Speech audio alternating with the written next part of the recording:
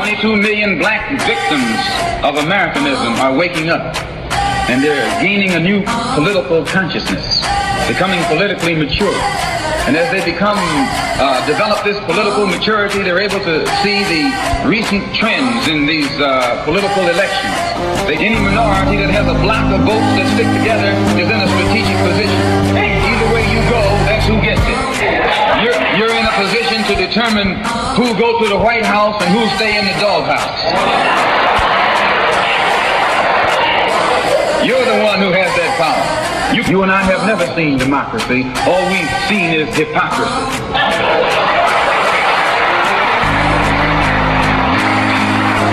When we open our eyes today and look around America, we see America not through the eyes of someone who has enjoyed the fruits of Americanism. We see America through the eyes of someone who has been the victim of Americanism. We don't see any American dream. We've experienced only the American nightmare. We haven't benefited from America's democracy.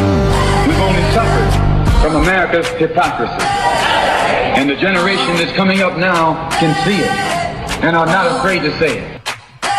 And are not afraid to say it. And are not afraid to say it. And are not afraid to say it. And are not afraid to say it. And are not afraid to say it. And are not afraid to say it. And are not afraid to say it. And are not afraid to say it. And are not afraid to say it.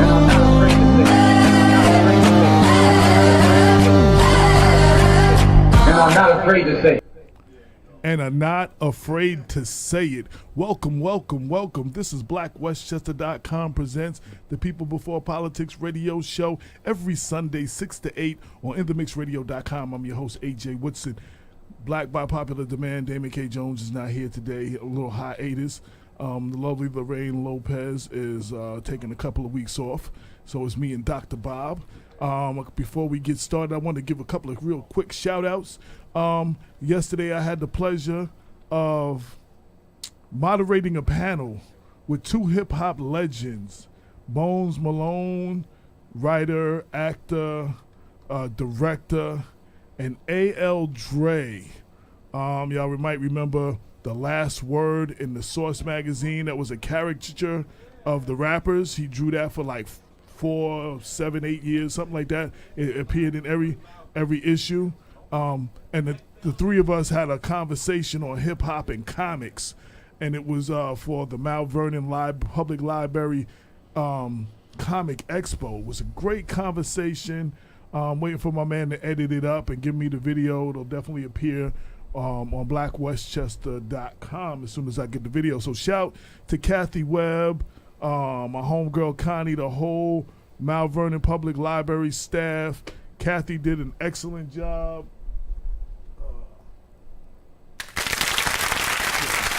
They moved it from one screen to another. So Kathy did an excellent job. I just really wanted to big that up. That was a very good. Then I started my day off yesterday. That was yesterday. Started my day off yesterday at NYU School of Law. Damon Jones was speaking to the, I guess, law students and stuff. Him and a professor from UCLA, law professor. I mean, Damon was breaking it down in that room. They was hanging on every word. I don't think they heard anybody in law enforcement ever speak like Damon. They asked him lots of questions. He did that. We broadcasted Facebook Live. I'm sure Damon will reshare it on his page or to me in Black Westchester. So shout to my partner Damon K. Jones and shout to everybody that was at New York NYU School of Law yesterday morning. I think that conference was for a whole weekend. But we just was there for early in the morning. Without further ado, I'd like to bring my man with the plan, Dr. B, in the place to be. Dr. Robert Baskerville, PhD, a.k.a. Brooklyn Bob. Say what's up to the people. What's up, everybody? Yeah. Good to be back after taking a brief respite myself for last week. Good to be back. So for all our guests, we have a packed show today. We have two members of the legendary Atlantic Starr Group. They will be in the building talking about their upcoming Atlantic Starr Day celebration. Then we of course we have Black Westchester, Mount Vernon columnist extraordinaire, Atif K. Coleman. He's in the building. He will join in partially to join in as guest co-host in a bit. And him and his partner, Jesse Van Loo, will be talking about the next Save Mount Vernon rally. And then we have YCOP in the place to be. The YCOP staff is here. They're going to be breaking down what they do. They're going to be talking about their upcoming fundraiser. Even before they get on the air, it's groups like YCOP that some people don't even know that exists, that do so much work to help our youth, working with the youth. So, and some people don't even know the group exists or what they do. So we're gonna definitely showcase them today and talk about what they do and some of the things they do. And I encourage everybody to either attend their upcoming fundraiser or make a donation, because we need to keep organizations like that active. We always talk about what's wrong with the kids, that there's not enough program for the kids, there's not enough people working with the kids. When we find a group of people that are dedicated and encouraging and enriching our young people's lives in our community, we need to support those organizations, not just with lip service. We need to support them with our dollar bills, so they can stay active. And speaking about dollar bills, while I'm on the topic, today is the 23rd, Sunday the 23rd. Last chance to advertise in the October 2018 issue of Black Westchester will be Tuesday. But don't wait till Tuesday. If you're trying to advertise, hit us tonight. Get your artwork in tomorrow. I'm running out of spaces, so definitely get that going, get that in there. It's going to be a packed edition, a lot of surprises, a lot of guest columnists and commentators. Is that what the word? That's it. Including First Deputy Commissioner of Westchester Department of Corrections, Louis Molina, Dr. Lenora Falani, the first African American to appear on the ballot for the United States in all 50 states. She's has a column in there that she wrote. This is going to be a powerful issue, and we're going to be paying. We're going to give on the cover we have Senator Andrea Stewart Cousins and Alexandra Biaggi, the Klein Slayer, as the Daily News or the Post has named her. So we're going to talk about them because their two victories alone is changing the shape of the New York State Democratic Party, the face of it. So we're going to talk about that. So you don't want to miss it, but if you still haven't picked up your September issue, make sure you do. It's in certain locations. Dr. Bob, before I bring in Atlantic Starr, what you been up to, man? Unfortunately, it's the same answer. I feel like Russ right now. It's the same answer I give every week. Just been working on my. Good night. God bless. Just working on my projects, man. That's all. Trying to finish up. As you know, AJ, I'm planning on launching a major project. So that entails a serious web platform, and so I've been doing some last minute work trying to get things together for the developer. And that's pretty much it. Teaching my classes, That's it. That's what's up. Bob holds it down. You don't even know. Bob does a lot of stuff behind the scenes. He, including just small stuff by going over my articles and inserting a nice $50 word in there somewhere. You know what I'm saying? Make me look a little more educated than you know what I'm saying? And we work together. You know what I'm saying? He definitely, and as far as research, he's a beast. Nobody could. Numbers, research, he's on that like nobody's business. And I really can't wait till your thing is up and running, because I think it's going to be a benefit for a lot of people. And when it is and when you're ready to announce it, I think a lot of people should join. Oh, one other shot. We got Shout out to Urban League. We'll talk more about that as we get. But I know in October they're having their centennial celebration of the Urban League of Westchester. Oh, of Westchester. Yeah, of Westchester, and they're honoring Thomas, the state controller. Was it Thomas? Tom DiNapoli. Right, and Mary J. Blige. Okay. And another individual, I can't remember his name off top. I'm just looking forward to taking a power picture with Thomas DiNapoli and posting it in the paper. Like, he's just, you know what I'm saying? For obvious reasons, we'll. Well, you know yeah. what I'm saying? That's going to be a power picture. Anyway, so shout to the Urban League and shout to the Westchester County Press, who are getting ready to have an event. I don't have it in front of me, where they're celebrating 90 years of existence, their 90th anniversary. And they have a gala or something coming up soon, I think in October as well. So without further ado, if I can get a sign from outside, is the two brothers from Atlantic Starr, are they here in the building? We want to have Atlantic Starr come in the building and come in the room. All right, we're going to have them come in. Oh, we can turn it. Are you cold, Bob? But it gets warmer when everybody's in here. Let's see for a minute. Yeah. What's going on? Hey. What's happening, yo? Oh, good. Whoa. Somebody's mic is up. Okay. Everybody pull their mic closer to them. I don't know why I'm getting a little 2, feedback. 1, 2, 2. I'm getting feedback from one of these mics. 2, 2. Okay. 1, 2. That's how you know professionals, AJ. Absolutely.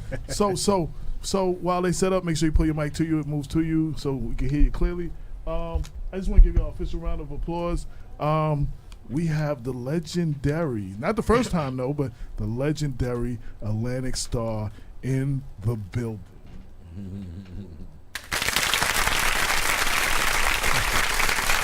Yes. It's always a pleasure. I know Damon's not here, but you know, Damon definitely proud of you guys as an alumni of Woodland High School. He always bigs y'all up. And everything y'all do, man, y'all just keep giving back to your community and representing the community. We've showcased you a few times in the Black Westchester in the newspaper.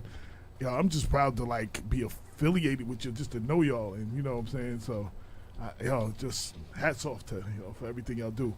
And y'all thanks got a lot, bro. and y'all got and I don't know if y'all been on since the official renaming of Tarrytown, that section of Tarrytown Road. Yeah, Old Tarrytown Road. Old Tarrytown Road. I pass it every month when I'm dropping off papers at the town hall. Right. You know what I'm saying? When we get to that corner, I see it every month. Atlantic Starr Way. Yes. So, when the street was named, y'all had a street renaming, and I think y'all were blessed with an Atlantic Starr Day as well, right? Yes. And and y'all have a celebration for it coming up. So if y'all can introduce who you are and your names and talk about the upcoming event and all that. Okay, I'm Wayne Lewis. I'm Jonathan Lewis. And I'm Steve Lewis, the younger brother of these guys. All right. That's what's up. So start with Atlantic Starr Way. I guess that first and day came the same time, or was the street first and then the day? The day came first. Yeah. Okay. And then the street came. Okay, so talk about that. What that felt. I've had this conversation with y'all offline, but the city you from, you know, Right. I know. And I talked to one of y'all. You know, I used to be an artist too, so you know I've been around the world and everything. But sometimes when your city does something from you where you from, it's even bigger than like some of the awards you get from associations and stuff. You know what I'm saying? Because that's home. Right, You know what I'm saying? So how right. did it feel when your home decided to name a day after you and then rename a street for y'all? Well, it was really. I need you to pull your mic. Okay. Just pull it to you. It was really, great. It was very humbling. It was an honor to be recognized, after all the years of us doing what we do. And still being doing able- what you do. And still doing what we do, exactly. And coming back, the fact that, the town would do it. We had advocates in, at Town Hall. Paul Fine is a great supporter of the Atlantic Star Group. Great supporter of Black Westchester too. He writes a Yeah. column every month. Yeah. Yeah. Judy Paville, and then the rest of the Greenberg town board. So, and real quick, I'm sorry. Shout out to Tahir Dupree Chase, yeah. Greenberg superintendent. Yeah. Yeah. She's tuned in. She's checking out the show right now. So. we can't forget about our girl. Yes. Greenberg superintendent. Absolutely. Yeah, she's doing an incredible job for the district, and we're blessed to have somebody of her caliber there that really cares for the kids. And so it's an honor. Again, just being from Greenberg, a lot of talent came up out of Greenberg, and again, to have the day, which is September 26th. Right. But the show will be on Actual the days. 27th. 26. And then it was about 7-8 months later, I think it was June, when we had the street naming. So that was quite an emotional and moving night, to say the least. Yep. So we also had to talk. I mean, real music lasts forever. I was just saying, it's the 30th anniversary this year of my first single, and people are still playing it and talking about it. And sometimes people don't want to hear about artists that made a record 6 months ago. So I know to still be performing and I know that's got to be an incredible feeling. You know what I'm saying? Yeah. Yeah. And we just got actually Donna Nolan. Shout out to her. She's the young lady. Her son was the baseball player upcoming baseball player, got killed 2 years ago in the Burger King parking lot in Yonkers. Right. Wow. She said, "Good evening, AJ and Dr. Bob," and she said, "Wow, always was my wedding song." Yeah. So so and I hear a lot every time y'all come on. I hear a lot of that. That's like a big wedding song. Yeah. Yeah, it was. All over the world, it did a lot for us. Yeah, actually, Still we did. does. I'm sorry, John. Actually, we did the town board, or they presented at the town board, and George Latimer was there. Yes. And it's funny because he came in and he said, "Yeah, always." He said, "But Secret Lover," and he started naming the songs. I said, "George, you know." Right. I said, "You the county executive, you know the songs like that?" Right. But yeah, he knew them all. Right. He knew them all. So, and then he said you couldn't go to a wedding in the '80s without hearing that song as somebody's wedding song. So that was a huge one.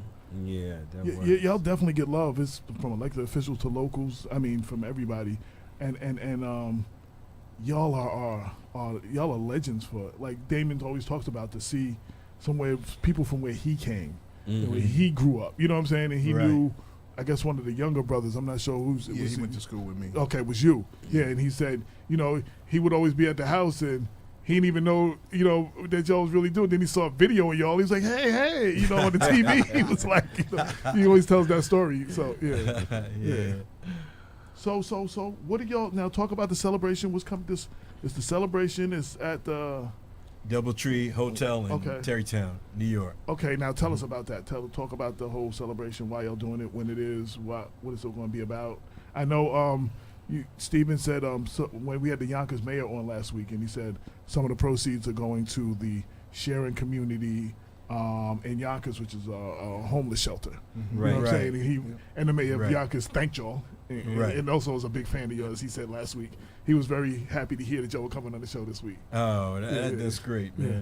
Well, first, and then I'm going to let Stephen give you more information because he's really doing a great job putting this stuff together for us. But we're in the midst of a world tour. Wow. And we just came back from European stuff, or France and UK and everything, and then we did more dates here. So it was so perfect because we're stumbling right up on Atlantic Star Day. So we said what we're going to do is sweep through town, do that whole celebration, and then when Stephen tied in, it was about Woodlands High School students giving back, and so we said, no, absolutely, we got to tie that in to the show. That's where we're from. Our parents and friends and loved ones and community gave to us. This is perfect to give back. So that whole merging came together. So proceeds from the gold and platinum packages are going to go to the scholarship fund, Woodlands High School Scholarship Fund. But the actual celebration is the next day after Atlantic Star Day, on the 27th, Thursday night at the Doubletree Hotel in Terrytown. And there's an after party following the concert. And it's just going to be great, man. It's going to be like the whole town of Greenburgh. Actually, Westchester is almost like family. Right. So it's like we're getting together with family. We can't wait to see. It's always great to see all these faces you haven't seen forever. And then, you know, a lot of people you've never met, but they're from where you're from. Right. But they've always loved and supported the music. So I want to see all these people. I want to make sure everybody. And even people are coming in from California. They're coming in from Atlanta. I think somebody's coming in from Vegas. They might even be coming internationally. Right. So it's not just a Westchester thing. It's everybody. And when we promote, we try to do a whole, whoever we know around the world, come and be a part of this. I know, like I met y'all the first time y'all showed up on the show, but I've always thought like y'all were extended family of mine. I've worked with some of your family, your nephew, and for the life of me, his name escapes me right now. Tehran? Yes. And I think Brian Marable, you relate to Brian? Mm-hmm. Brian? Yeah, I worked with him, and I was a part owner of his Conscious Brothers clothing that he had. Mm-hmm. So we worked together. Tehran and Brian are cousins. Right. Oh, Tehran and Brian. Yeah, are cousins. yeah. Okay, so I knew there was a link there somewhere. So Right. I've always heard about about y'all, and Tehran is an incredible producer in his own. It's a shame. I don't know if he's ever had anything actually come out, but I know I've heard his production. He's an incredible. Yeah, he's You working have a on stuff. talented family. I mean, yeah, you know what I'm saying? Like, he's an incredible. I really wish him the most success, and I wish that some of the stuff we was working on had come out. Some of the stuff we were trying to collaborate on. right. Yeah. Because I mean, he's been doing it. I was working with him in the '90s, so you know what I'm saying. So he's been right. doing this thing for a minute. So Right. so shout to them too as well. Anything? If anybody wants to buy tickets, or for, where do you go? Where do For you do? tickets and information, you can email us at firstchoiceentertainment914@gmail.com. And again, that's firstchoiceentertainment914@gmail.com. And I think you have. Let me just give you a phone number too, AJ. I think I handed you a flyer. And the phone number that they can call is 914-230-5002. And Say that one more time for everybody. 230-5002. And we're about 5 days out, and things is moving. So, guys, get your tickets. So the last time you were on, you're about to drop a new CD, Metamorphosis. It's been out. How's it doing? Has it been received the way you wanted? Still making albums after all. I mean, I'm dating myself. Albums. Still making albums after all these years. Yeah. Well, it's progressively moving. I mean, we're doing it ourselves, so it's Right, not like right. this big Well, that's always the machine best of way. conglomerate Yeah. behind us. So we're not under any type of constraints, and we don't feel rushed. We're just basically, letting the album grow.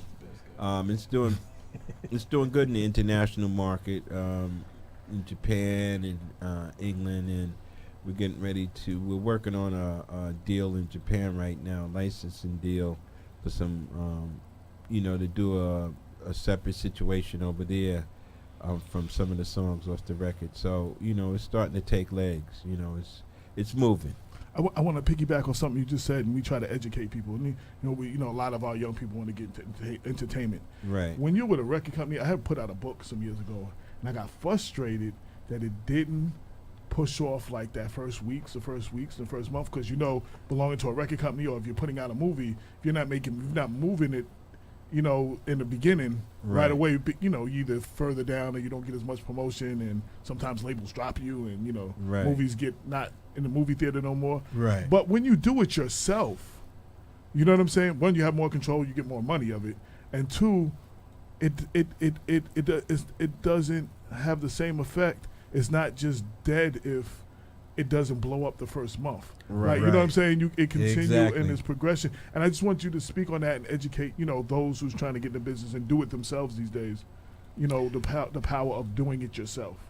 Well, one of the things when you're doing it yourself, that knocks out the politics. Absolutely. And you can place the stuff anywhere you want to place it as long as you have the means to place it there. Right. Now, of course, as we all know, it takes a lot longer unless you have a substantial amount of funds.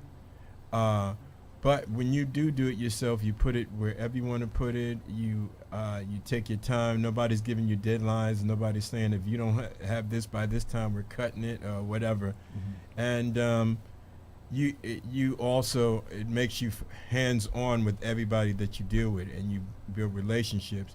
And then each place you travel, and it helps, like us, we're fortunate because we have a fan base already. Right. So whatever country we find ourselves in, all the DJs and all the people who run the industry come to meet us, and so we don't have to go through all these channels to get them the CD and to promote it. They're dying to do it anyway. Right. So it's a great thing. Now, as far as the kids first starting out in the U.S., it's going to be a lot more difficult if you don't have a fan base yet when you're trying to do it yourself and you're not tied into the machine.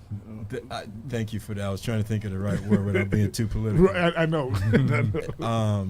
If you're not tied into those folks, it's going to take a lot longer. But you can build your fan base. Just make sure what you got is crushing. Get your YouTube page, get your Facebook, Instagram, all of that social media. And especially kids, I see them all the time, how they gravitate to all something has to do is click. Right. It doesn't have to be the most progressive or musical or what. Absolutely. You just have to have something that clicks with them and a certain charisma that clicks with them. And that's how it works, especially with the younger crowd. And then it's on. Just make sure you know how to do your business correctly and don't just slack, Right. Now I want to when I came out and when y'all came out, which was a lot before us, I came out in '88. Y'all came out a lot, earlier. I don't want to date y'all, but y'all came out a lot earlier. We had to be part of a machine to reach the world, and you no longer have to do that now. Right. You could actually create something in your basement, on your computer, through social media, and reach the world now. Right. You know what I'm saying? Like, there was no way if we didn't sign to a machine, we couldn't reach the different countries. We couldn't reach all over this country. You know what I'm saying? Sometimes all over the state. Mm-hmm. So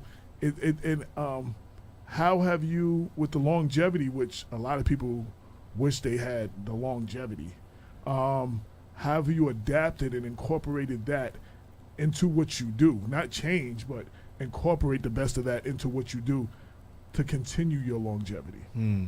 Well, it's with us. The music always spoke for itself. Absolutely. We didn't have a lot of, how should I say, visual frills. But what we did have was music, and I think our music had the ability to seep into the hearts and minds of people, and we were doing like solid songs. Lyrically sound, musically sound, and it was a perfect marriage. And I think that's what really that's what really got us out there, and that's what continues to keep us out there, is people want to hear those songs, the old stuff along with the new stuff, and the new stuff is still growing, like we were discussing a little earlier. But the traditional Atlantic Starr sound it's an institution now, and people just don't know it here, but they love it and appreciate it all over the world. In some places, it's crazy. Like when you go to Japan and London and Europe and places like that, where you wouldn't think it's hyped as it is until you get there, and it's like, wow, you feel like you get Michael Jackson status. So right. You know what I'm saying? So it's the music. That's what it is. It's the music.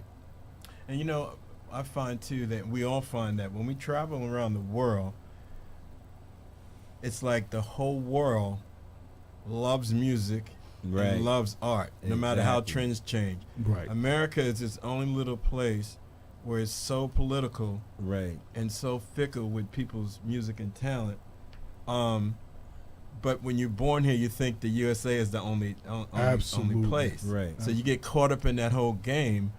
But when you travel, they love you just as much today as they did yesterday. Absolutely. And again, they love all types of art and painters and sculptures and just, you know, The full gambit. the photographers. And like right now, nobody wants a photographer because everybody shoots on their iPhone. And Right. people are going, you're missing the whole point. I'm looking for an artist Right. who has that eye to capture something that you're not going to capture on your phone or whatever. But we've lost that whole artistic thing. Everything is politics, instant dollars and cents. But that's so good for us because we're still artists. So whenever we travel around the world, that's where we get more love.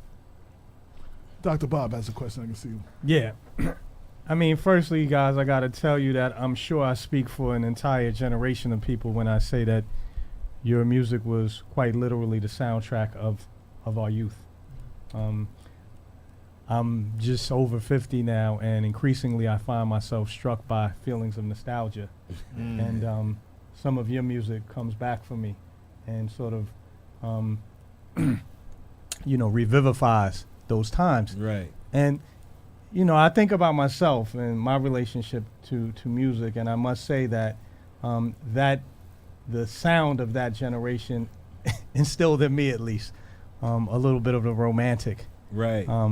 Because your music was certainly about love in an unadulterated and unapologetic kind of way. Right.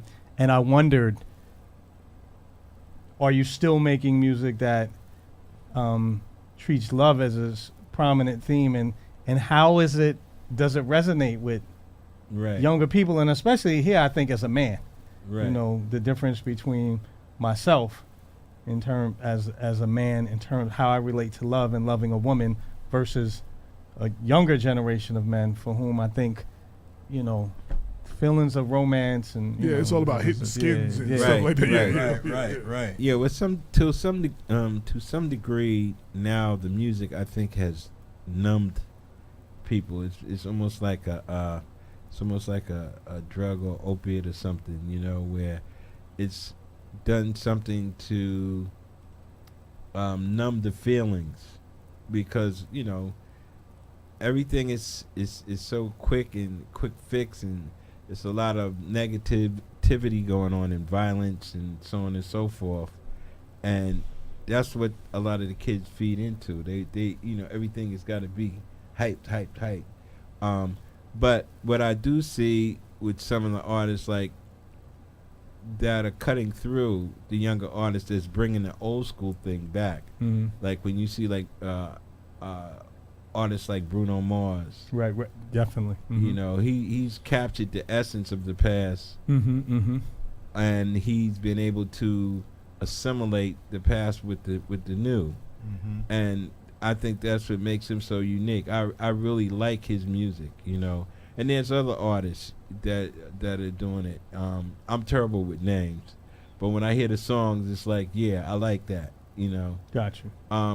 But I feel that music is starting to revert back. I really feel that people are getting in tune again. And, I mean, how much can you sell negativity, and degrading women and glorifying drugs and murder and all that stuff? That plays out after a while, and so what we've noticed when we go out and play and we do shows, you can actually feel the vibe of the people, where they appreciate the fact that they can come and bring their families to a show and not only be entertained but really taken back, that have that moment where they can relax and just enjoy themselves. It's not all this agitation.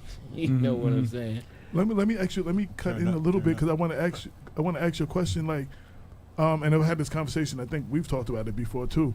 The music, and then a lot of people don't talk about it. First off, a lot of music is put out for a reason to control our youth in the negative Oh, aspects no and stuff. doubt. Talk about the power of music, the power with the positive music, what it does. Like if you listen to a lot of gospel music, you just can't help but to feel inspired. Right. Right. If you listen to a lot of gangster music, Right. you just can't help but to, you know, you have Feel that mind frame. destructive Yeah. and So yeah. talk about the power Well, of music and how the powers to be sometimes utilize that against our youth. I know that's something you. Let me answer his question Okay. first. As far as the new Metamorphosis CD is concerned, we don't exactly know yet. We have to wait and see, because the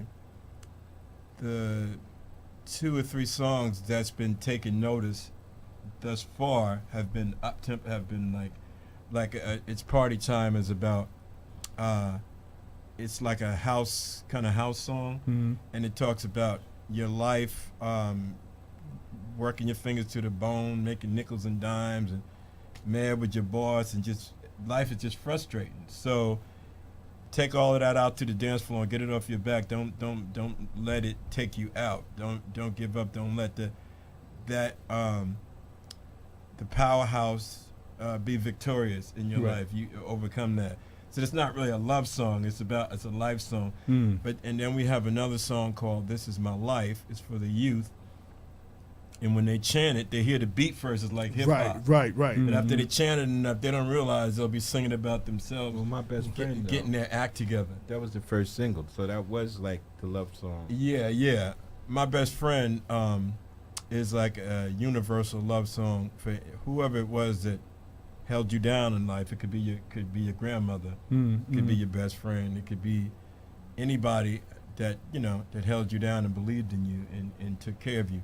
And that's as loving as you can get when you talk about universal love or God's love.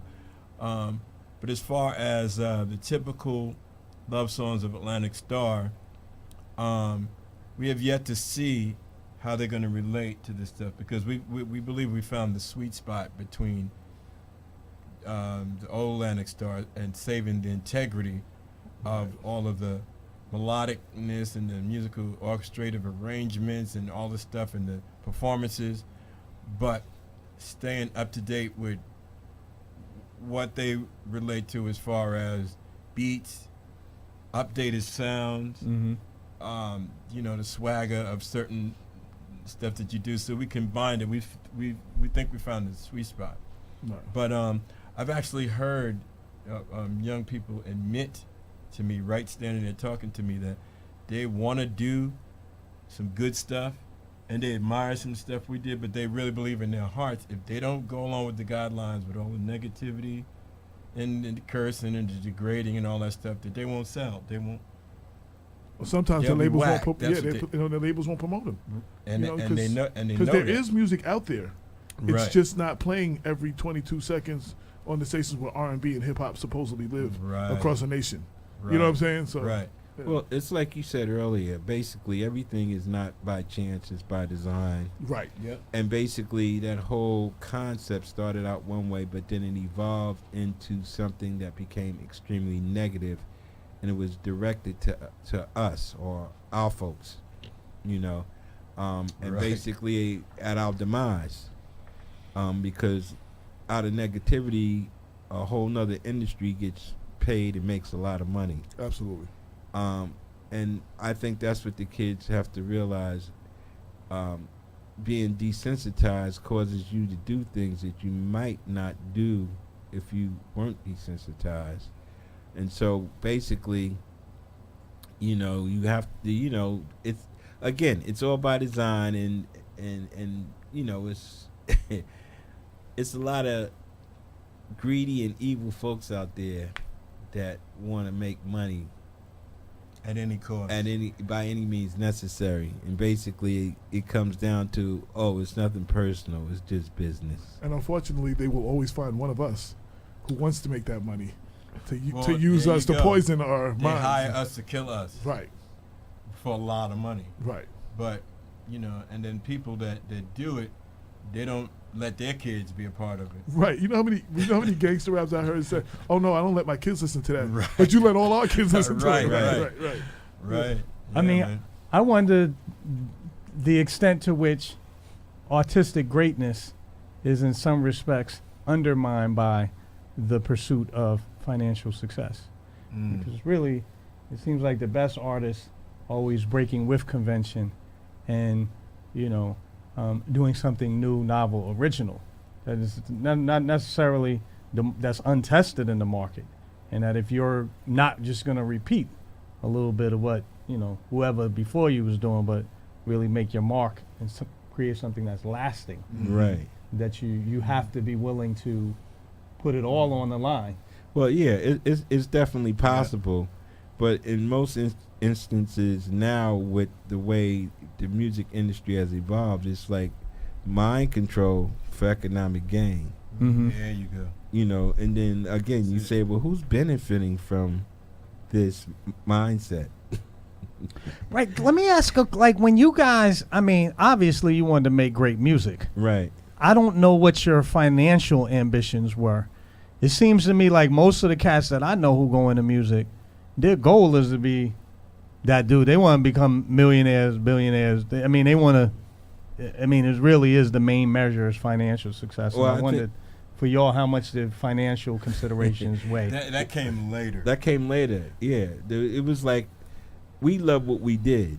Right. Because when we were coming up, we weren't getting paid hardly anything. Right. But it was just the hype and the love of what we did, and the love of music, and basically all money should be is the fringe benefits of your hard labor. Right. In your integrity. That's what it really boils down to. But it's changed. Somewhere along the way it changed. It went from like going to a splashed out restaurant with filet mignon to just going to McDonald's and having it your way with the quickness.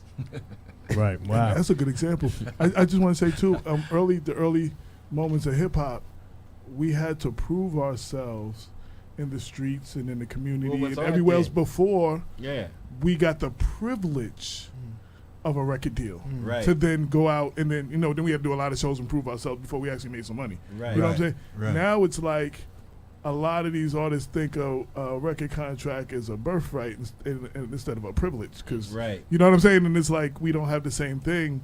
They don't have the same hustle. It is all about money and it's all about because you can make a lot of money.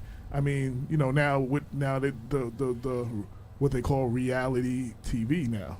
Right. They pay us to show some of the most ignorant elements of our life. Right.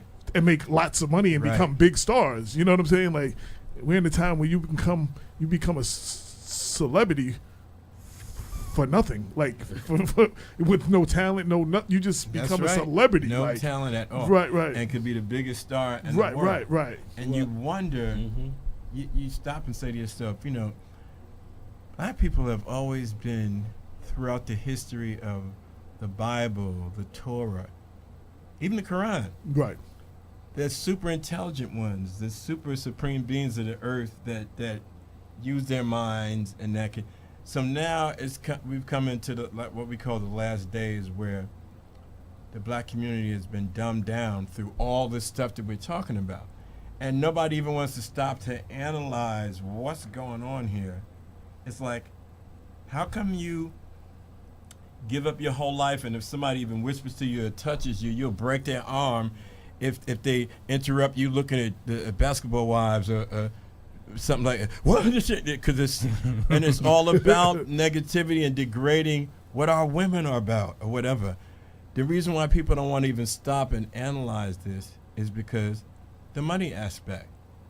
When so much money is being made off of this stuff, it's being forced into our mainstream media, and all these things are stuck on it to attract us and to attract and to relate to our lifestyles, and we forget what they're doing to us. Well, most of the time now it's like we're working off our base nature. Like what they call in psychology, it's like the id, the ego, and the super ego. We're at the base part of our nature. Just working off the five senses. And that's it. Whatever feels good, smells good, tastes good, looks good, and sounds good. That's what I'm going to do, without incorporating the other things that the buffers, Balance. You know, the balance, and that's where we are.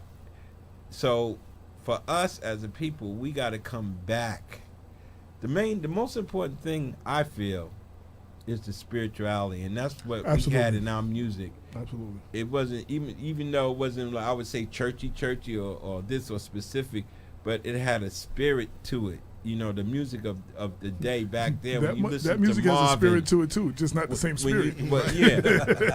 Exactly. See, I mean, just be There you real. go. There's spiritual stuff we don't understand. There's things that work in. That's a whole nother show. But Spirits. yeah. And so, I mean, when we were growing up, we listened to everything. We were listening to Marvin and Aretha Franklin and James Brown and Stevie, and we were listening to classical and operas and jazz and everything. So the influences were vast, and it was motivational. I think that's what drove us into wanting to be in music, because I remember when we were young, we had this radio on top of our refrigerator, and those are the days when AM radio was big. Yes. Mm-hmm. And when you heard, Cousin Brucey would come on, Cousin Brucey, Cousin Brucey, and they playing the top 40, and it was not just a, black or this or white or whatever. It was everything. It was the Beatles, and then it was all Motown. You know what I'm saying? Everybody. So it was so The Supremes inspiring. and- It was so. And even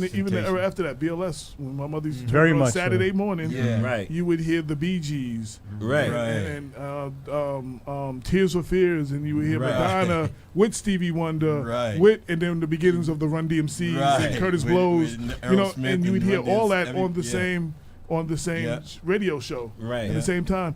And I was just thinking, and the last thing, because we got this conversation for like hours, but I do have a busy lineup. Right. But I also one of the things in the early days of when y'all were starting to do your music, when y'all were doing it, and in hip hop, you could tell the artists apart. Right. Like all the artists you named, they all Everybody had had a an sound. identity. And in my day, Just got you finished knew with that it was Big Daddy Kane, you knew it was Right. Rakim, you knew it was Run Right. DMC, R&B and you Rakim. knew it was this one, you knew who Dougie it was. Fresh. Now it's like India.Arie Mm-hmm. plays a guitar, gets 9 nominations, and the next year everybody gets a guitar player to try to sound like her. Seriously, and Beyonce does whatever, so every label looks for a Beyonce. Right. Jay-Z moved so many units. So when I came back from Atlanta, I was in Atlanta for 10 years. Came back to New York. While I was visiting, I heard 10 records on Hot 97 that sound like the Lox, the group from Yonkers. Mm-hmm. It was none of them were them though. But 10 records that sound just like. I was like, oh, the Lox got a new record. Oh, that's not them. Oh wait, the Lox got a new record. Oh, that's not them. So we've lost our identity, That's and we right. have allowed them to tell us That's what right. we're supposed to be. That's right. You know what I'm saying? And, Right. and as opposed to us making our own sound and having our own individuality and creating our own thing. And I think that's the difference between the music Right. y'all made and I made, to the music that comes out now. So And AJ, just on the other side, let me just interject. On the other side of that, though, is all of our good music is going to the Sam Smiths and all them guys. right. You know what I'm saying? And they really making the money. And Right. we scrapping the bottom of the barrel. Absolutely. And again, that's by design. Absolutely. Somebody told us in the black community, somebody stood up in a big podium in the sky and said, black people, the thing that y'all were given, the gift y'all were given from God more than anybody else in the world, the gift of music, forget about that. See, music used to be the most respected thing in America. Musicians used to be Well, the black most. music. Yeah. But musicians themselves, somebody Musicians. that can play an instrument. Well, they started by taking the music programs out of schools. We've had that conversation before too. Like I read an article before, and I told you last time we were on. Kenny G said music saved his life and is the reason that he continued. Like when he got bored with school, Right. it was music that kept him in school. Mm-hmm. He wasn't going to school for English and math. He was going to school for music. Right. And you see what he became. You know what I'm saying? So Right. it's just like, Right. so music has saved a lot of our lives. I mean, music is the way we've expressed, that it's the way we express each other. It's always been a form of That's expression right. between each That's the other. whole thing. And if you kill off our expression, you know what I'm saying? Like, See, like no, but you're saying what's going on right now. right. Well, the thing is, Same thing. We talk about the control Yes. controlling everything that's going on. Right. It's hard to control people when you still have organic musicians creating, and because when you do musical notes, that's all coming out of you. So spirit comes out of you, and that's that spirit that comes from God that's going out over the people. That's what's trying to be killed, that spirit from God, because you can't control with your agenda. So that's why they're killing all the music, all the great organic singers and musicians. Like when Aretha went, I was like, well, I never thought I'd see in my time, 20th and 21st century, all the great organic heroes all either being killed or dying. And what's left is people that don't even really like music per se. They just like fame. Music is a lane to something else. Right. Not music to be doing music. Like, right. You know what I'm saying? Yeah. Right. I'm music, so I want to be an actor, but I got a little skill here and I can do this. Get me my acting career off, or my fashion career right. off, or my whatever. Right. So I do have to go, and as always, I always want to say y'all are welcome anytime. Steve, you just call up. We get y'all in because we can have these conversations, and I would like to have more of these because where it was going, if we continued, it was about to get real deep. Well, what I was going to say before I leave is this. What people have to understand is this. Black music made the music industry what it is globally. The English boys that picked it up from Muddy Waters and B.B. King and likes of those artists made millions and millions of dollars. But what they will admit, when you talk to the Stones, when you talk to Eric Clapton, Elvis. Elvis was imitating black people. That's what he was doing. Well, the guy that Elvis got his stuff from, and I can't remember his name, was a carbon copy. And next time I run into you, I'm going to bring the music so you can hear it. But all I'm saying is black music is what drove the music industry and made it what it is globally. Well, I love to have these conversations because it gets us out of the politics and politicians and corruption. Right.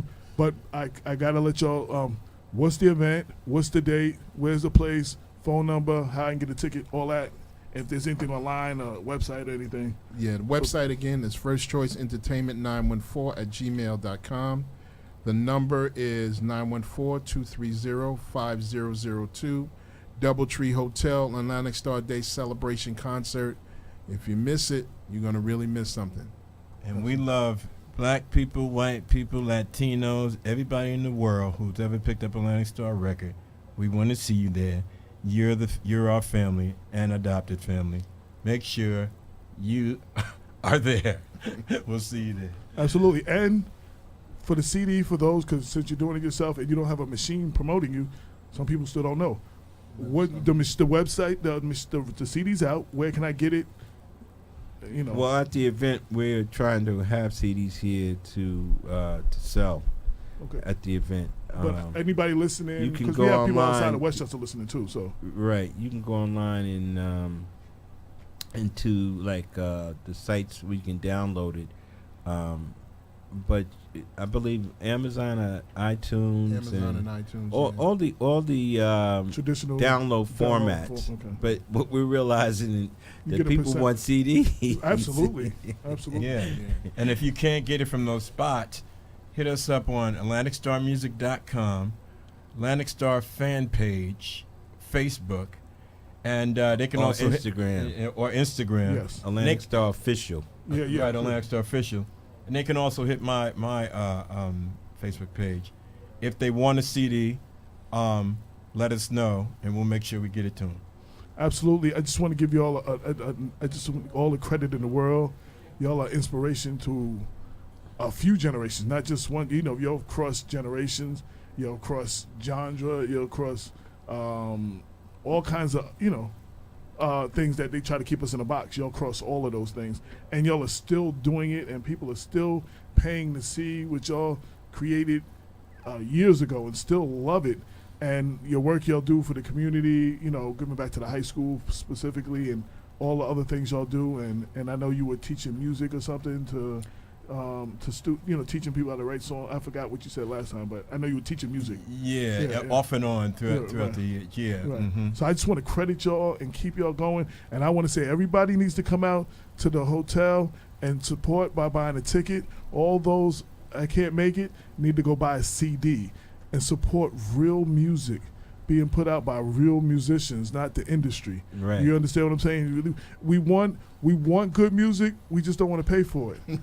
I spoke at a kid. They may never have me back again either. I spoke to a group of kids and I asked them, what was all the things they complain about artists? I mean, music, right? They named all those things. I named the art. I said, what are the artists that you say are the biggest offenders that put that out? They named it. I said, how many people have music by them? They all had their hand up. I named positive artists who are known, and half of them didn't know who none of them artists was, and half of them, none of them had the records. You understand this music? So we say we want, but that's not what we support. Right. You know, so when you have good music, we need to. When you spend your money, that's like making a vote for a candidate. You're making a vote for what you want. Yeah. Right. You're speaking to the industry, showing the industry what you want. You buy real music, and enough real music sells. You know what? They're gonna start selling real music because they want to make money. Right. right. You understand Right. what I'm saying? Right. You know, you only support the negative stuff. They're going to continue to That's sell right. that because that's what they see makes Right. money. That's right. So I just Money, want to money. say that, and I want to congratulate y'all and applaud y'all for Thank you. making real music. Thank Yeah. You know what I'm saying? Well, And representing Westchester to the fullest. Like every Right. You know. But Welcome, AJ, I got to my just shout out to you guys too, you and Damon, man, and this platform. Yeah. Because I've watched it grow, man, and you guys are really moving and doing some great things in the community. Thank you So, very much. You know, I just applaud y'all for serving the community too. Thank Right. you very much. Absolutely. Thank you very Absolutely. much. It's a beautiful thing. And Just got to bring the light back, man. We've been in the darkness for too long. Absolutely. Yeah. Absolutely. You know, like my brother Wayne and my other brother David wrote this song called Living in Darkness. Got to get into the light, got to open up my eyes and see. And he had a lyric in there that said, I got a phone call from the universe to come into the light. And that's what we Wow. do. It's time for the phone call. It's time to come out of the darkness. We've been in darkness We too need to long. unplug from the matrix. We got to start loving again. Right. and stop fighting those who are trying to unplug us. That's right. You know? That's right. There you go. So I thank y'all, and like I said, y'all welcome anytime. You know how to get y'all. Yeah. Y'all know how to reach me, but Yeah. I speak to you the most. Yep. Please, anytime y'all want to speak on anything, y'all want to come promote anything, holla, because it's and we Appreciate you, can man. definitely in non-political times when we don't have campaigns going on, we can have a Right. whole show with just this. Yeah. Good Excellent. conversation. Excellent. All So right. thank you very much. Thank and you. applaud Thank you, man. And let me give you an official. Ready to go. They switched screens Thank on you me. very This much. one I just had to touch it with my finger. Like, I got to get the little mouse in it. So, yeah. My Right. brothers, it Thanks, was a brother. pleasure, and hopefully we'll have the joy of listening to your music on Thursday night. Absolutely. Yes. Come on out. Absolutely. All Yes. right. Thank you, brother. We just going to fellowship and have fun. All right, sounds good. And just so you know, I didn't get to read all the comments, but there's a lot of people that love y'all and say we love y'all, and there was a lot of comments like that. So, Cool. as always, yeah. Cool, cool, Excellent. cool. Excellent. I want to thank everybody who's checking out the show right now. I want to give a couple of shout outs. Of course, Lorraine Lopez, who couldn't be here, she's tuned in. Tasha Diaz from Yonkers, Sean Patterson Howard, Janelle Albritton, again, Superintendent Greenberg Superintendent Tahira Dupree Chase, the Future Society. They do a lot of good work for the kids in Mount Vernon. D. Wilson, who has posted 3 times, I love you guys, as she did the last time y'all were on the show. Jesse Van Loo, who's coming up soon. He's going to be in the studio soon. Of course, we got Atif Khalil in the building. We got YCOP in the building. Shout out to Kevin Bunch, who set up the YCOP interview. Donna Nolan. Michael Russo said, man, Mike Russo. Wayne and Jonathan, what's up, guys? See What's you up, Mike? Thursday. And he said, minor in the house. I don't know. I guess Why y'all know. not? Just- Might not. Oh, okay. Might not. Just Yeah, recording yeah, studio. yeah. Okay. Blast from the past. Oh, then he corrected and said, "Why not?" After that, yeah. Charlie Khalil, Pat English from Long Island. Who else? Gail Baxter, Yonkers. Cicely Grievous. Great statement, Wayne. 008. That's Mike wrote that as well. That's the last 008. video we did. Oh, okay. Like 007. All right, 008. and Louise Cherigo, who lives in Greenberg, and everybody else who's tuned in. So I just want to thank all of y'all, and I want to invite our next guest to come in, and I want to thank y'all for coming again. All And right. again, for having anytime I said the door is open. Thank you, man. I know people say that, but I mean for real, test me. The door is open. Like, y'all want to come. Let me know ahead of time. All right, We'll get you. Alrighty. All right. My Thank brothers you, have a man. good one, man. Okay, right, good to God see bless y'all y'all. again. So as they leave, I want Atif to come in real quick, and I want to introduce him, and then we're gonna bring in everybody else. But Atif. Oh, okay. Yeah. Oh, my brother. Yes, sir. Actually, I need to be out there to get a picture, but I got to be here at the same time. I can't do. You need to. Yeah. You wanna stand Actually, Bob, can you just talk for like? Okay. Just talk, Yes. just Yes. talk. Yes. Yeah. 'Cause you can't So- can't have dead air. Go ahead. So, actually, everyone. So while AJ takes a picture and our other guests file in, I did want to remind people of a couple of events, and something that I've been preparing for is the Razorbacks 40th anniversary celebration, which is going to be taking place Thursday, October 11th, from 6 p.m. to 10:30 p.m. I believe at the Green Tree in New Rochelle. For those of you who are around my age, y'all will remember what a pivotal role that the Razorbacks had in our lives. Absolutely. Shout to the Razorbacks, another organization that does a lot of work with our kids and molds our kids in a positive way. Everybody who's done anything has either coached or been a part of or come out of the Razorback Right. background. I mean, there's lots of us have wonderful memories of our days playing in the maroon and gold uniform over at Memorial Field during the infancy of the Razorbacks, and we really do have a debt of gratitude to pay to those founding members. My parents, those of y'all who are around know my parents, Mr.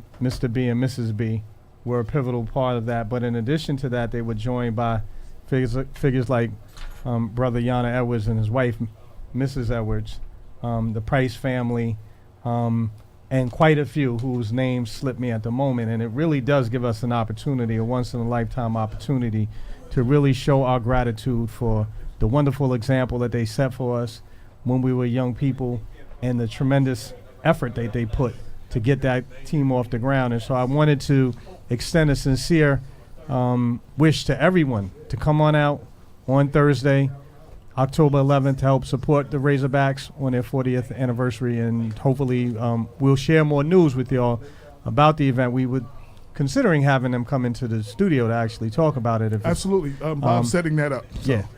yeah. Bob is setting that. But I want to real quick, because we got to keep moving. Everyone has heard me over the last couple of weeks speak about a new addition to Black Westchester. You either know him as Atif Khalil or Atif K. Coleman. He is in the building, so y'all can see what he look like. And we want to give him an official for the work he does. It's important. I want to say this because we was just talking about our youth.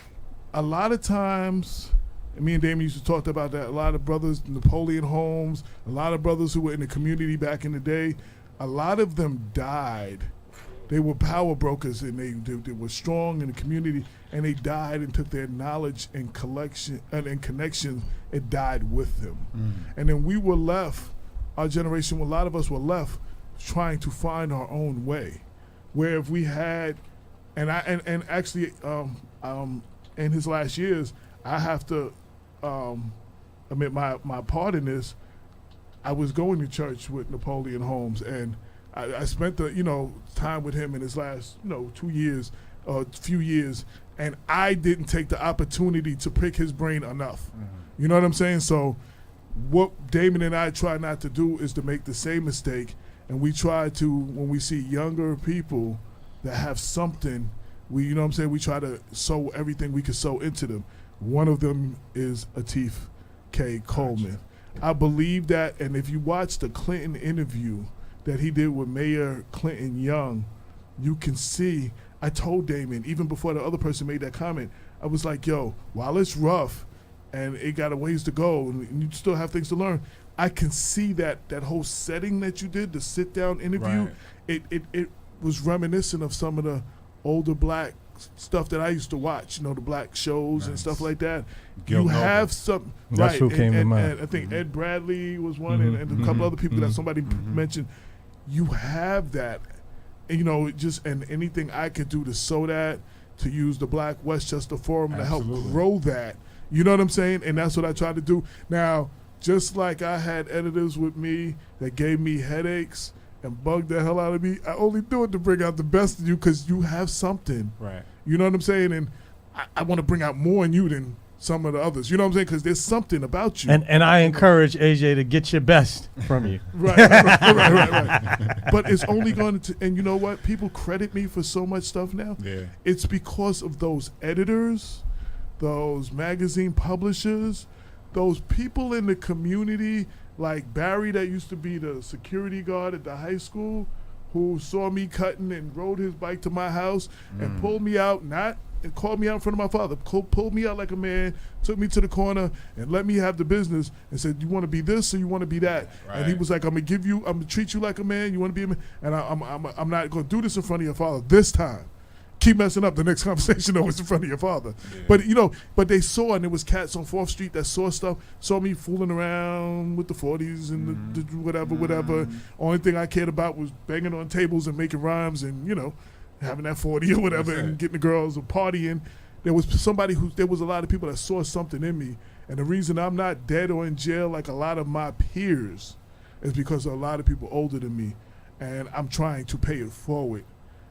And everything in our interactions, you know what I'm saying? So I wanted to say that on the air. I appreciate face that. to face. I've said it, but I want people to see you because they've seen some of your work on the Black Westchester Mount Vernon Facebook page. They've seen some articles you wrote. Your article that you wrote about the academic spotlight. Yes. I just laid that out for the October issue. William Phillips. I just laid that out for the October issue, and I added in the quote that we got from Dr. Hamilton, the superintendent. I got a quote from him. We gave a great quote. So that will be in the October paper, but you've seen them in the paper. You've seen the Clinton. If you have not seen the former Mount Vernon Mayor Clinton exclusive interview, I've had people who said, and I shared it to one of them, they was like, I'm not even really I've never felt Clinton. I've never been a Clinton dude, but I'm glad I watched this interview because it was very informative. And a lot of people said that.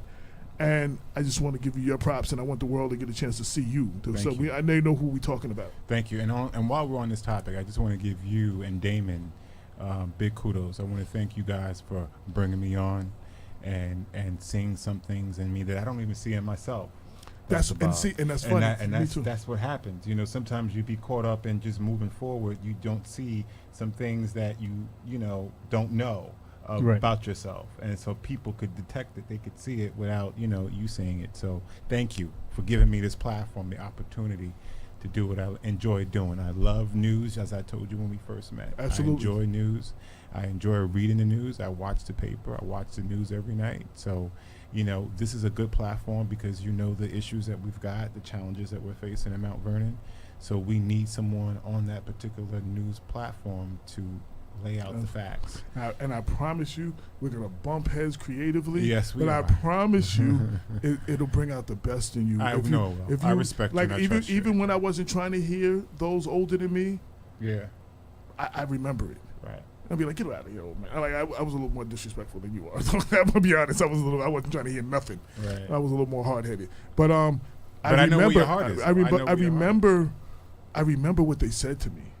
Now some things there were a few things, about being hard headed. I needed not just a brick to fall on my head. I needed a building to fall on my head a few times before I got it. But I got it though. You know what I'm saying? Right. Eventually. You know what I'm saying? And I'm trying to save you from having to go through that as much as possible. Anything I can do to help you, because we're in our 50s. I don't care how we look and how we dress and how we act. Yeah, when we're Bob said in 50, Bob, you really 50? Yeah, him and Damon just turned 50 2 days Dame back too? to back.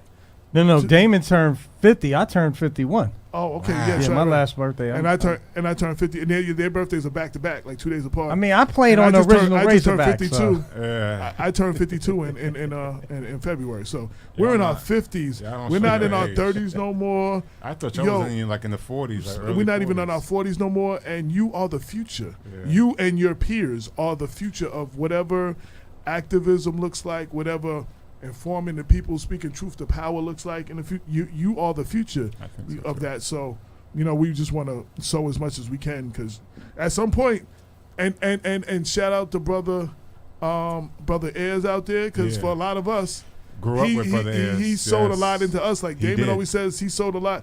Now he can sit back and be a little less involved because there is a Damon and stuff out there. You know, Damon credits a lot to Brother Ayers. You know what I'm Right.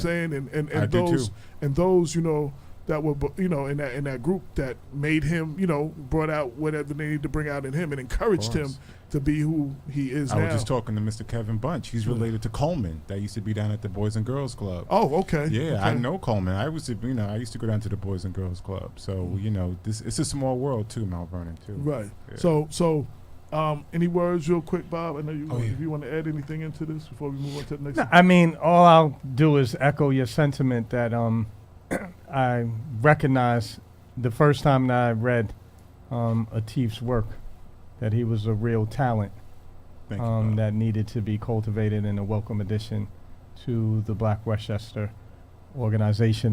And I think his contributions since he came on board really do speak to themselves. He's a very prolific young man. All this love, man. I'm telling you, I appreciate it. No, you want me to tell why? Because I write and I know the struggles of writing well. Right. For me, it's a very can be a very drawn out process, as AJ will attest.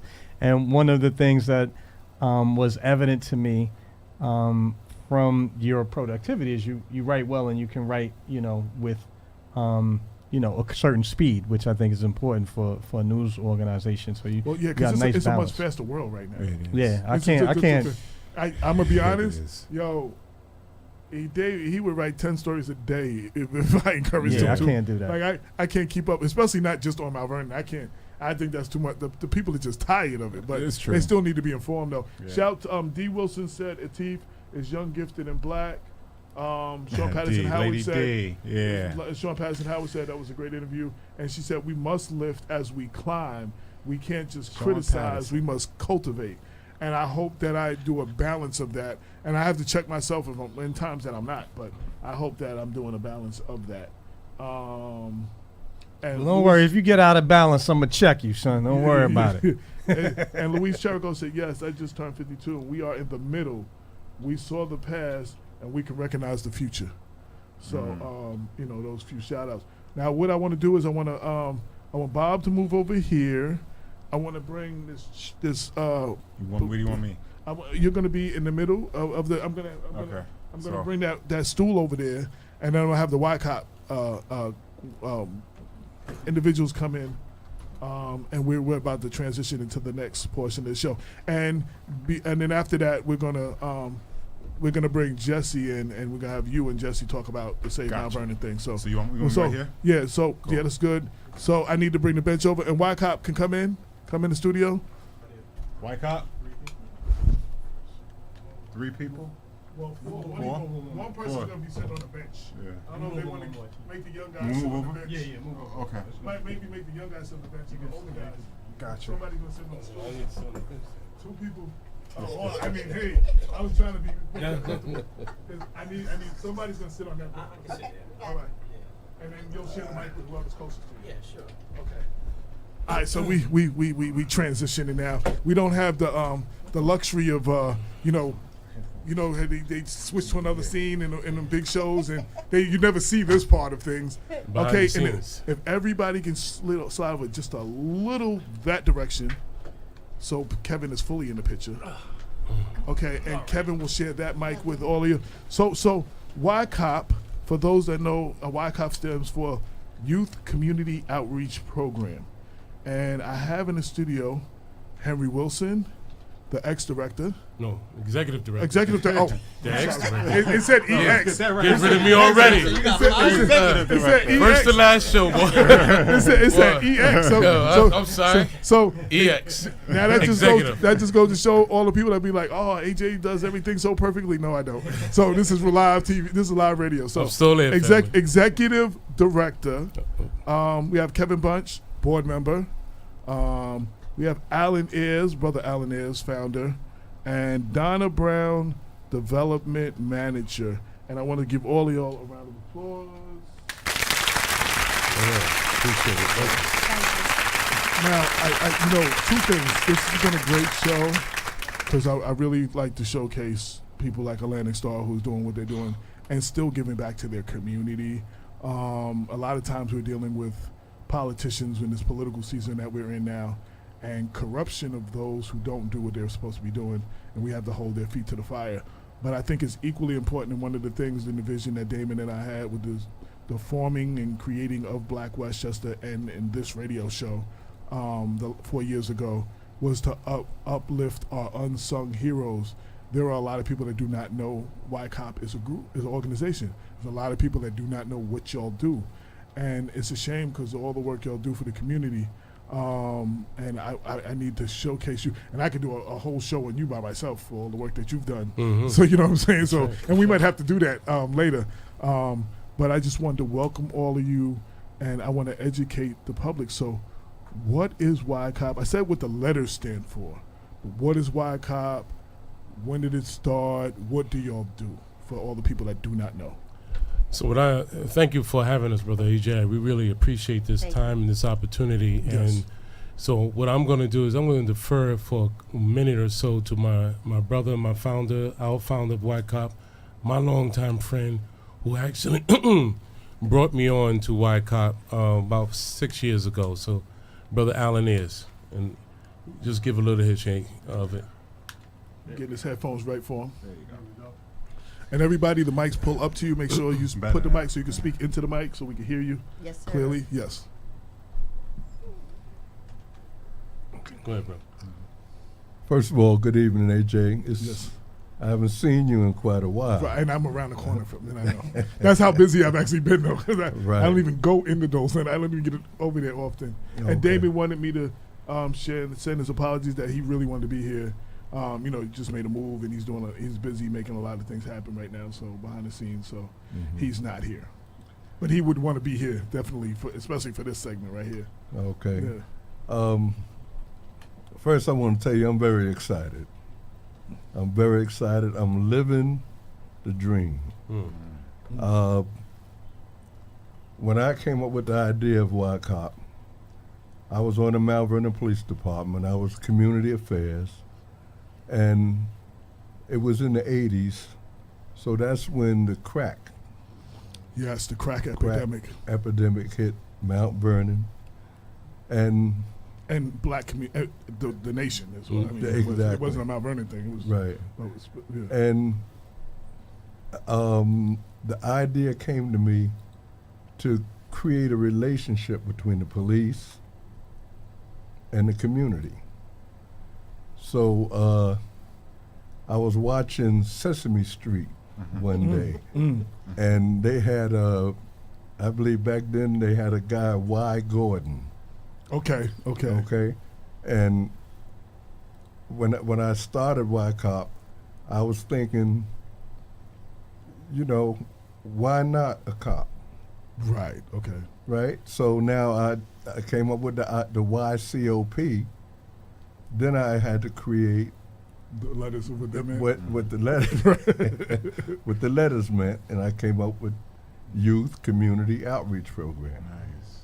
Now, at that time, I dealt with teenagers.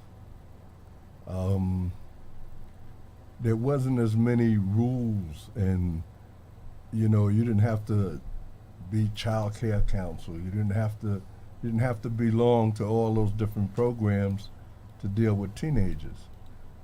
So I was dealing with the teenagers. I got to go back. And then I was running a program out of the Church of Ascension on Prairie Avenue. Okay. The pastor there let me have the space to run the program. Then what happened, they remodeled their gym, so I couldn't have the program there. But what I did was use basketball as the carrot. Mm-hmm. Because Mount Vernon is, as we know, is the basketball capital of New York State. Absolutely. So I used basketball as the carrot. Mm-hmm. Now, if I got basketball and a basketball team, then we need cheerleaders. So combined with the Razorback cheerleaders and the people from the community, I started a cheerleader squad to go with the basketball. So that took care of the males and females. It took care of a large part of the youth in the community.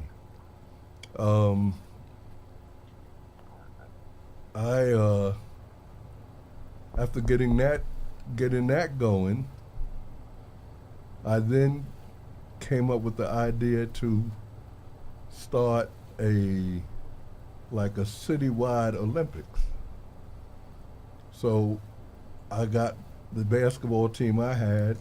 We dealt with some of the other churches that had basketball, and we created a competition. And what I did was I sent a letter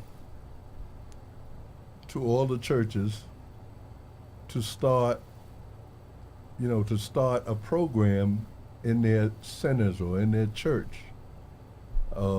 This way it kept the kids that lived on the north side or lived way, everybody had an area to go to. I won't mention the church, but I was told, who am I to want to do a program in a certain church? I got that message. And I also told them that I had people that would run the program in each of those churches. So what happened was Church of Ascension allowed me to use that space, and that's actually where YCOP started. Now, I know at that time that Henry, the executive director of YCOP, he was running a program out of Neighborhood Health Center, Mount Vernon Neighborhood Health Center. Out of the health center. So we got our heads together, and I talked with him about us getting together to take care of the youth in the community.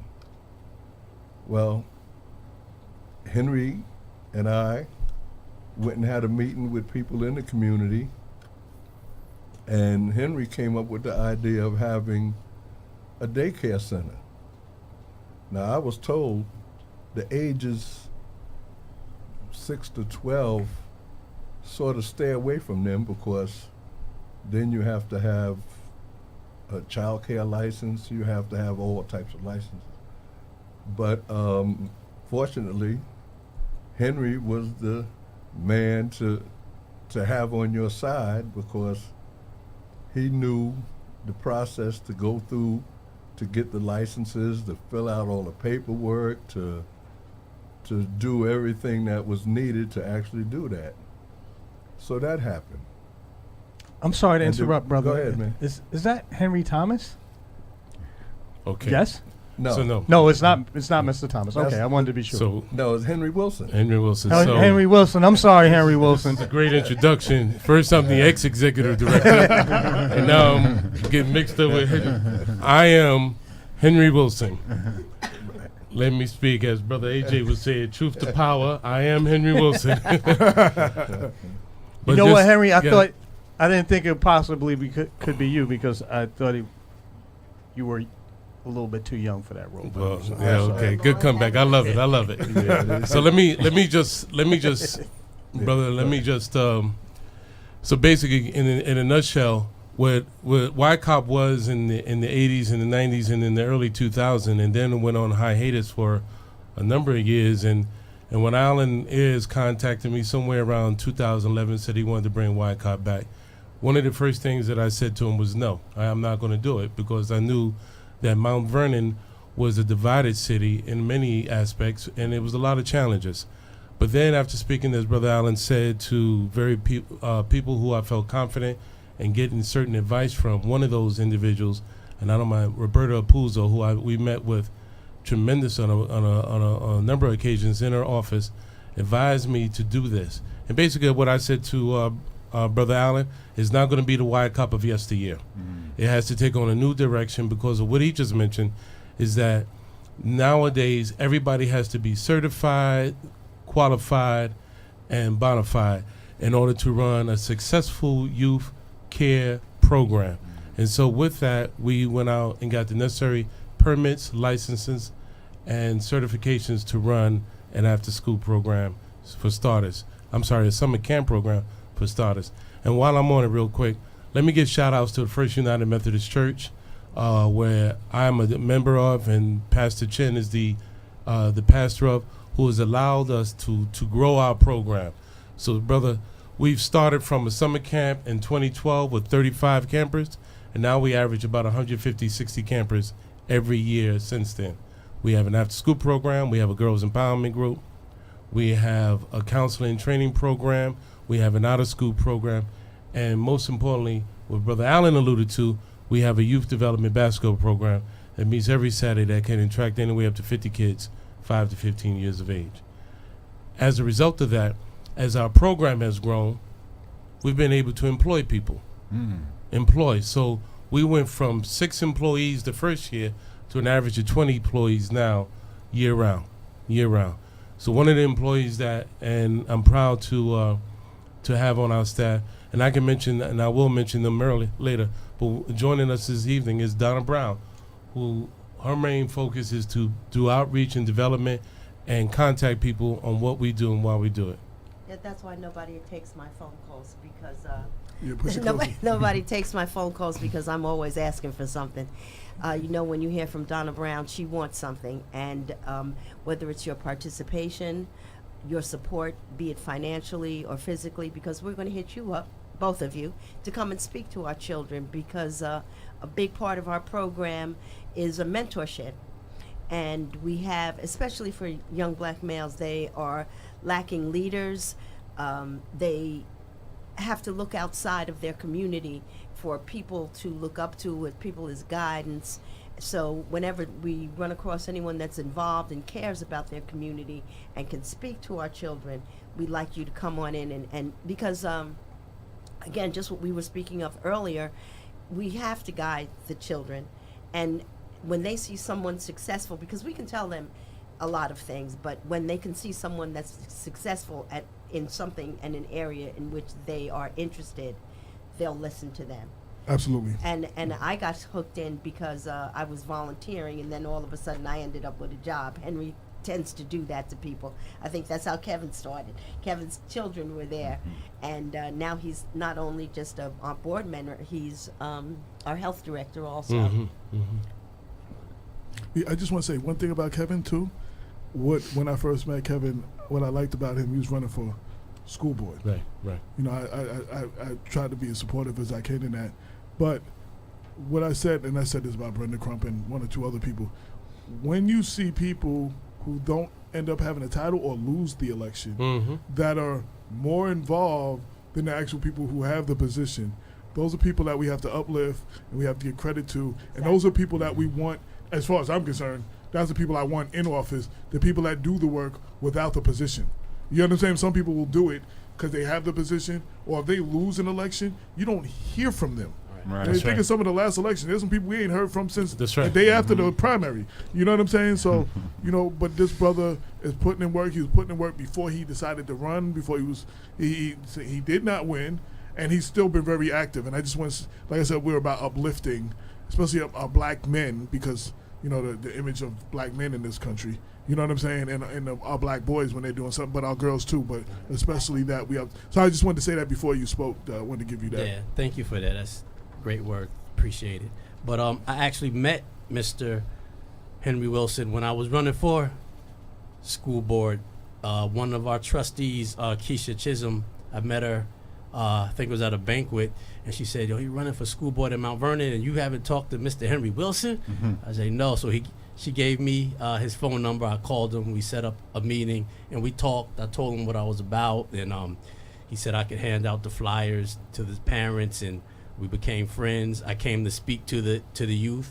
So I'm a paramedic, so I came, and talked to the young people about what I do and my passion for chess. It kept me out of trouble when I was young. So me and Brother Henry talked about me starting a chess club at YCOP, which we saw come in fruition this summer. That's right. We had a chess league, chess tournament, and we had about 15, 20 kids that were learning the game, and it was good. I became their health director. They had a need, and I saw on Facebook that they were looking for somebody to fill a spot. So I just decided I would come just help, volunteer a few days a week. It turned out I'm there like every day. My kids started coming. I was there, when I'm not at work, I'm at YCOP. I fell in love with the children, the vision that Brother Henry had for the community and the children. And, you're just drawn to it. And so now I'm there like all the time. And now I'm on his board, actually. So, I just really appreciate what they're trying to do. And that's why I contact you and I said, hey, AJ, this group of people you have to meet. People have to know about YCOP, what they're trying to do in the city for these children. You have other organizations out there, Boys Club or whatever. We don't have a Denzel Washington speaking for us, Mm-hmm. So we're just trying to get out there and let people know the great things that YCOP is doing. Mr. Ayers, Mr. Wilson, Miss Donna, and this is it's a great organization. It's something Mount Vernon needs right now. I don't know if y'all heard when I was doing in my intro, I said, you always hear adults complain the youth are out of control. And I always said, and I always say on the show, there was a lot of older people that got at me when I was that age, and because of them, I'm not dead or in jail. Mm-hmm. So I make a lot of adults angry when I say, is it the youth that's failing us, or is it all of y'all that have failed the youth? All of us, you know what I'm saying? Like, and usually that doesn't get a welcome, welcome. But then I said, when we do have one of the things we complain in a city like Mount Vernon, and we've heard about in all the elections and debates and every time it comes up, is programs for the youth. Right. We've heard from the kids themselves, there's nothing for the youth to do. There are no programs, there are no activities. And when we find one, and that's why I said we have to, my position, I have to uplift y'all and introduce y'all to those that don't know what y'all do and educate them. And then everybody listening to my voice and everybody as they learn about this organization needs to support the organization. You know what I'm saying? So y'all can continue, because, a lot of people talk about what we do with Black Westchester, but it takes money to do it. You know what I'm saying? Like, it takes money to put that paper out and keep it free to the community every month. You know what I'm saying? So plug, we need them advertisers. But but exactly right. I say that to say maybe they cannot come to your event. You understand what I'm saying? And it shouldn't take an event. If you have some money, that you should just donate. This is something, you got some money to go somewhere, this is something you should donate. So before we go any further, for anyone listening after I made that speech and wants to just donate money to help y'all keep going, how can that do that, and what other things is it that y'all need from the people? So here's the thing, first people can contact, let me just repeat that again, Henry Wilson at 914-215-3063. They can contact me directly. They can contact us, Henry Wilson, by email, ycop2012@gmail.com. And I think it's also, you can contact dbrown. .ycop@gmail.com. So if you want to be a guest speaker, we're always looking for guest speakers. We like to fill up our calendars for our after school and summer camp program. And we try to average, we nearly average about 25, 30 speakers a year. I can go over a number of individuals in Mount Vernon and throughout that have come down to our facility talk. Our latest speaker was the county executive, George Latimer, who came, on the whim of a call from Donna Brown. But let me just go back to something that you said, Brother AJ, that, in taking the vision of what Alan Ayers saw years ago, and trying to bring into fruition now, it takes a lot of work. And you can't do this work by yourself. You know this already. And it takes a conglomerate, it takes a whole plethora of people to make this work. And I can go through all those individuals that work for me now, from Mr. C to Ms. Betsy to Karen Palmer, to we had to build up a new board of trustees, to Donna Brown, to people who are from behind the scenes, Monique Harding. A lot of individuals have made this come together. Then we had to gain the trust of our parents. And although Ms. Donna spoke to the black male population, which is needed to see black males in positions that can make a difference, we have a diverse population of individuals. We have the Hispanic kids, we have the Brazilian, the Portuguese, the African Caribbean, the African American. So we try to cover the community. Last but not least, a lot of reasons why individuals or people don't know about us too much, but then there are a lot of people who do know about us, is because I don't heavily promote. Because you know what? We offer a good product. And then I have to make sure, and I'm going to be honest, we offer a very good product, and I have to make sure in order that we have that good product, that we're prepared to meet the demand. Because we see, this is why people keep returning to us every year. Every summer, our numbers go up. We can take easily 200 people in the camp. But our transportation for field trips won't accommodate that. And you're right, it takes money. So one of the reasons why we get so many in our programs is because when parents pay, it goes back into the kids. The field trips, 18 field trips a summer, swimming lessons, soccer lessons, I can go on and on and on. Tennis. So I invite you to visit our Facebook page. You can see and learn more about us. I try to post as much stuff as possible. So when we have talented people. So what is the Facebook page? Facebook page is YCOP. Let me read it because I can never remember it.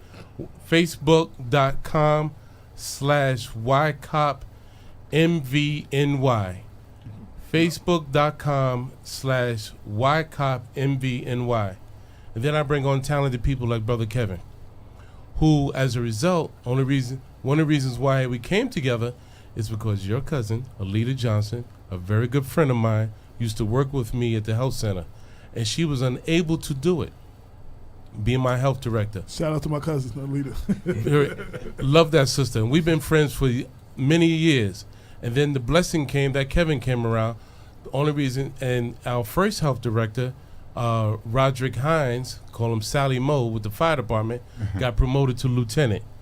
So we had three good people in our midst. And so we need talented people. So when I talk about the vision, I'm talking about bringing it from the drop-in to an organization. And Betsy said, visit us at YCOP 227 East Lincoln Avenue, Vernon, New York 10552. It's Betsy Dorland. That's right. Betsy was our honoree last year. She received the the Volunteer of the Year award. Monique Harding received the Above and Beyond award, and Roberta Apuzzo received the Legacy award. But let me just mention our dinner dance real quick about this year's honorees. This year's honorees include, Dee Dee Watson, who's one of our youth directors, youth counselors at the program. She started as a CIT. She worked herself up. What is CIT for people that don't know? Counselor in Training. Okay, because that's what I try to educate. No, I got you. I appreciate that. So she started off as a CIT, but she also started when we was with the former YMCA with Sean Howard and Karen Watts, two sisters of mine. Dee Dee is also, she's attending college this year, so she's receiving the Youth Award. Okay. Our brothers at the fire department, Mount Vernon Fire Department, local 107? Yes. Will be receiving the Above and Beyond Award because those brothers, unsung heroes, come in without all the fanfare and have always come to YCOP's aid and side in philanthropy, volunteerism, and just in donating their time. Can I say one thing? Yes, I sir. always say this, and I always take the opportunity to say this. It's for firemen and police officers, especially firemen. When the bullets go, the normal thing in your mind is to go the opposite way. Not them. When something's on fire, the normal thing is to go the opposite way to stay. It takes a special individual to run into a burning building to save people that ain't related to them. You know what I'm saying? That's like right. that. You know, seriously, I don't know. I mean, I'd like to think I do have that in me, but I don't know. We don't all have that in us. It takes special individuals, and there's a special place in heaven for all of them, for real, for the work that they do. And I always, when I get a chance, I like to big up not Mount Vernon Fire, but all firefighters that put their lives, Barry McGooey and the Yonkers firefighters, all the firefighters out there that put their life on the line. I can't say this enough. Also, our police officers as well, who go out and do the job right. You know what I'm saying? Who protect and, those who do protect and serve us. There's a few bad apples, but they run 2 bullets. And I'm not running to no bullet. No, I got that. I got that. But it's interesting that you mentioned the police department and Allen is his association. So when I think of Sergeant Jennifer Carpenter, yes, and the union president for the PBA, Brent Gamble, these guys, although they're not being honored, they've always been supportive of our program as well. Many of them, and I think of Officer Sophia, who comes by, and Christine Johnson. Betsy might let me know if that's right or not. These 2 officers, Officer Sophia and Officer Johnson, come by twice a week to help out with our Girls Empowerment Group.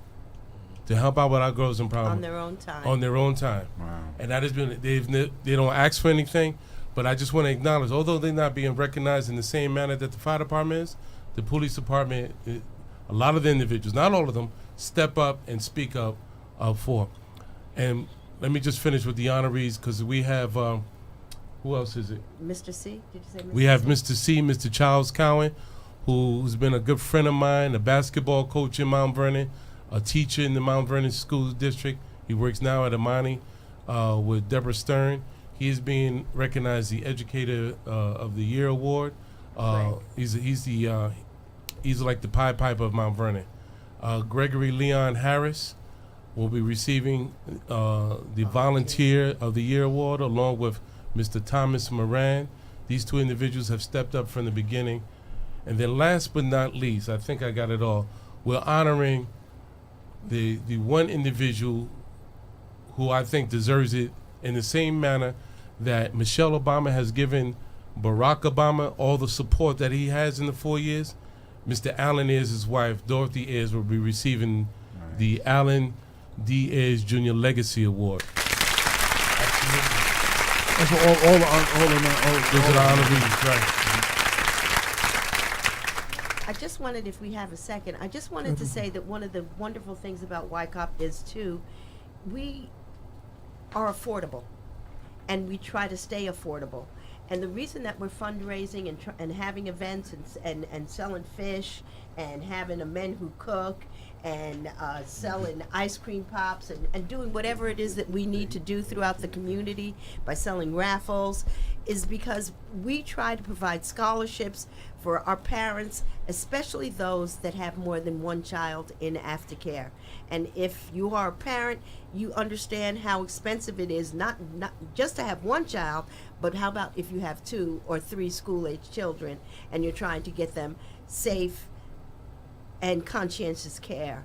And that's what we do. We have one child that basically she just comes, and we allow that because she's our family, and we take care of our family. When we say that we feed our children, it's not some garbage. We cook. Our gentleman that's getting an award, Tommy Moran, we cook a vegetable, a snack, a starch, meat, milk. A full dinner, so that these parents can come and pick up their children and know that they've been fed. Also, these and it's it might be some of them might be the only full meal they actually get. That's exactly right. Amen. And that's why we feel that.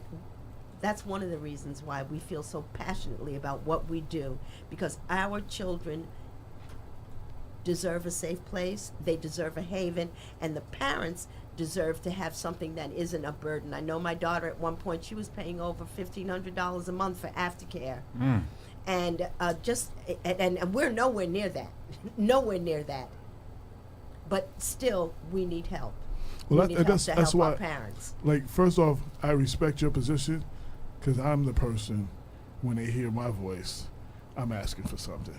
Usually I'm the advertisement, or, anybody who's ever written for us knows I'm always asking for you to turn in your articles. So when they hear my voice, I'm always asking for something too. And you become a broken record. And I know sometimes people see my number and what does AJ want now? That's it. But, I mean, it takes money to run Black Westchester, and we have money for anything that we want to have money for. Amen. We have money for, the two, 3 things that'll they'll never go out of style, and they'll never have some form of entertainment, whatever that means for you. And whatever your habit or pleasure is, those things we'll always have money for those things. You know what I'm saying? There's kids walking around with Jordans and their parents got them in a windbreaker for the winter. You know what I'm saying? Like sometimes our priorities are not in order, but I want to, outside of what you're doing, I want to keep banging that if you're listening to me, even if you don't have any children in the game right now, you need to support this organization. And for all those people who say, well, it's not my problem, I don't have no kids, guess what? It is your problem. The kids that don't go and they don't have nothing to do and they knocking you upside your head later on and taking your pocketbook, it become your problem. So, you know what I'm saying? Support. I'm glad you said that, because I tell everyone, don't look at this or any other institution, the Boys Club, the old YMCA. This is not overglorified child care babysitting. This is structured programs where you can learn and see and be exposed to positive individuals on a daily basis. And then when I mentioned that when you come to our program specifically, these are trained individuals. These are not just people, I'm saying, hey, I need a body here, to watch. These are trained individuals, whether it's from nutrition, whether it's from management and development, whether it's from health, whether it's from child care. A lot of our staff are teachers or teachers' assistants. And remember, we had to be licensed. And let me throw out kudos to YCOP because of all the people, and I can't mention everybody, but in 2017, YCOP was recognized after 6 years of operation by the Chair Council for being the best program in Westchester for promoting early child care and education in the county of Westchester. So, that takes a lot of hard work, and that takes a lot of people. I want to say congratulations on that. Now, program we end at 8. I want if Jesse could come in and bring a bench with him, a chair, one of them, and sit next to Atif. I want to give them at least a few minutes to talk about their program. Sure. But I want to give you our last words. Y'all don't have to leave. No, we're not leaving, bro, because we got another 15, 20 minutes. So Jesse, if you can bring a bench and then fit in somewhere over where Atif is, and we're gonna slide you in. Because and then the reason I really want it is good progression of things. So I'm not going to make it to your event, but Atif is our newest representative of everything going on in Mount Vernon. Right. Atif will be there, and he, I wanted him to meet y'all and y'all to meet him, and he was going to be the one representing Black Westchester at the event. And either come back next week or call in next week and tell everybody all about it. Oh, absolutely. And then do some sort of write-up or something about it. Absolutely. But the other thing I wanted to applaud this young man, I've talked about what he does for Black Westchester.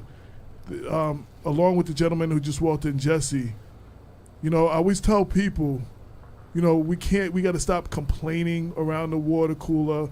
We got to stop complaining in the household at the picnics. We have to do something sometimes. And sometimes that takes different forms. And we all need to do what we're strong in. For me, writing is what I do. Writing, talking, running my, this is what I do. So this is where I'm strong at. These brothers right here, and people get tired of hearing me, Damon, Andre, whoever else, and Bob, the same voices over and over and over. The same voices at City Council. Sure. We got a young brother, and I applaud all young brothers who step up, and sisters, because at his age, I wasn't thinking about none of this. I wasn't doing none of this.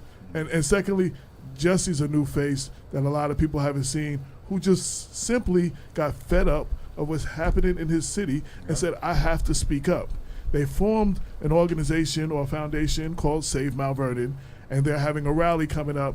And I know we don't have a lot of time, but quickly, I want y'all to talk about this upcoming rally, which will be the second one, why y'all are doing it. And when you talk, pull the mic up to you, Jesse. Okay.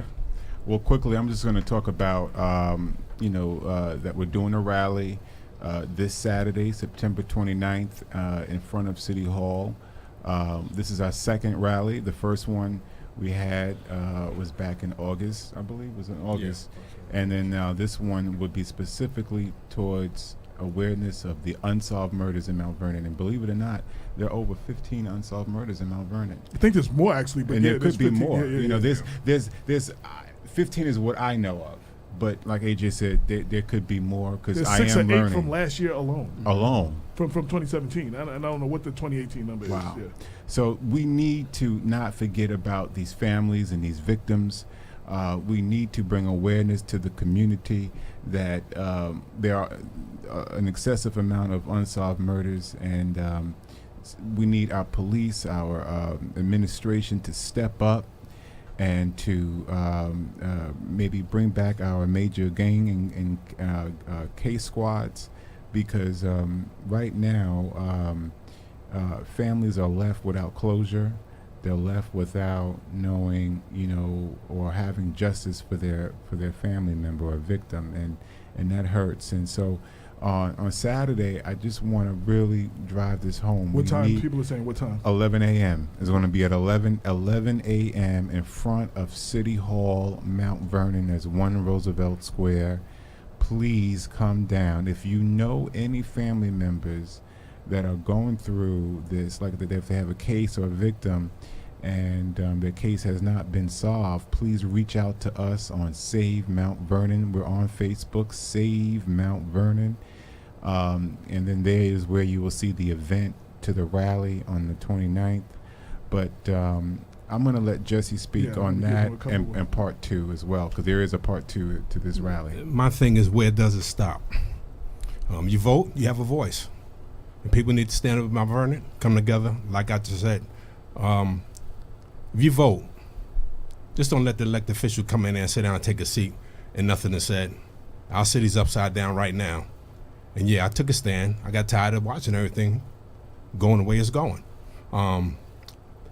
Saturday should be a good day. Basically, you got some parents that's going to be there. It's not be a good day for them. Right. So I understand that, all right? But I'm saying a good day for the turnout. I need people to come, show their support for the city of Mount Vernon, what's going on. I'm not going to point fingers today, but Saturday, I'll point some fingers. If you don't want to hear what I have to say, I'm advise you don't come, because fingers need to be pointed now. Administration is upside down. It is. The police commissioner cannot do his job because somebody's pulling the strings. We don't have a major case squad. We don't have a gang unit. He's saying the crime is down. No, the crime is not down. They're showing you the stats, what they want to show you. So today, I'm not going to really get into today, criticize. But Saturday when you come, 11 o'clock, please bring friends, brothers, sisters, mothers, uncles. It doesn't matter who's standing there. And if you want to voice your concern, then do it. I want to before I give YCOP a chance to say closing words. The reason, and this happened organically, this was not planned, but the reason it's important for all of y'all to be in the room, what they are highlighting is the result of what happens when organizations like you don't exist. Exactly. And by not supporting, and I'm going to keep putting this, by not supporting this group, the things that they're talking about could be a whole lot worse in the city of Mount Vernon and other urban cities as well, but specifically for the city of Mount Vernon. So this is kind of like a before and after. Y'all are trying to hit them before they get to that point, before they are a picture on a T-shirt and a parent crying. A parent crying about the unsolved murder of them, you know what I'm saying? Or a kid out there, because they had nothing else to do, got caught up in the gang life and end up shooting somebody because there was no place for him to go or her to go. Because sometimes it's not just the guys. For him or her to go. Or worst case scenario, if it's neither one of those, they end up where Damon works. In Valhalla. Right. You understand what I'm saying? Inmate so like I said, there's a reason why I'm not dead or in jail, and it's because of all those who saw something in me and pulled me by the collar. You know what I'm saying? There's several. I always big them up, all the ones, you know who I'm talking about, and I'll do it again later. There's not enough time today. But because of that, that's why I want to show. I mean, I could do a whole show on just this. But you know what I'm saying? While at the time, I wanted to sum this up. This is organizations like this is important so that we don't have more of that on both sides, the victim and the person doing the crime. So that I wanted to say. Please talk about your fundraiser one more time, date, time, where it is, and where people can find you online to contact you, and where they can make a donation, real quick. Okay, our major fundraising event is this Thursday, September 27th. There are still tickets available. We are having our event. It's a dinner. We're going to have entertainment. There's beautiful items for raffle and beautiful items to be bid on.